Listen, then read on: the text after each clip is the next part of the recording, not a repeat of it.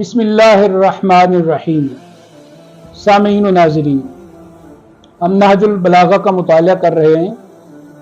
حضرت امام علی بن ابی طالب رضی اللہ تعالیٰ عنہ کے اقوال وہ زیر بحث ہیں۔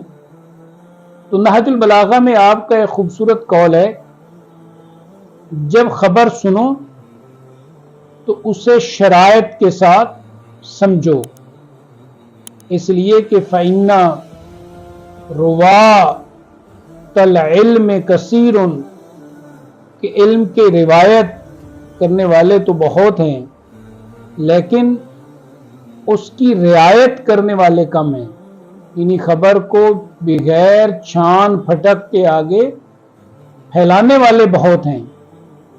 قرآن مجید نے یہ بات یوں بھی ارشاد فرمائی، فَإِذَا جَاءَهُمْ أَمْرٌ مِّنَ الْأَمْنِ أَوِ الْخَوْفِ أَذَاعُوا بِهِ، کہ یہ منافقین جب کوئی امن یا خوف کی بات ہوتی ہے تو اس کی اشاعت کر دیتے ہیں۔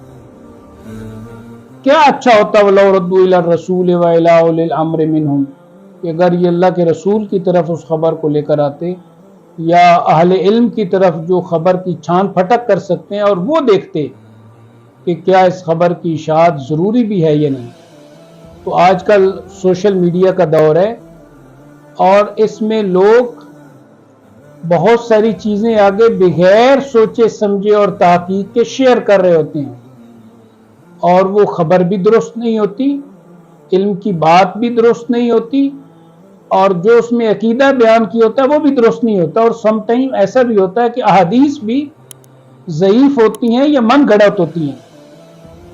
تو بہت ضروری ہے کہ جب تک ہمارے پاس کسی صحیح سورس سے کوئی اتھینٹیکیشن نہ ہو اور درست بات کا ہمیں پتہ نہ چلے، ہم اسے آگے پھیلا کے تو جھوٹ کو پھیلانے والے نہ بنیں۔ اللہ تعالی ہمیں اس بات کی توفیق عطا فرمائے۔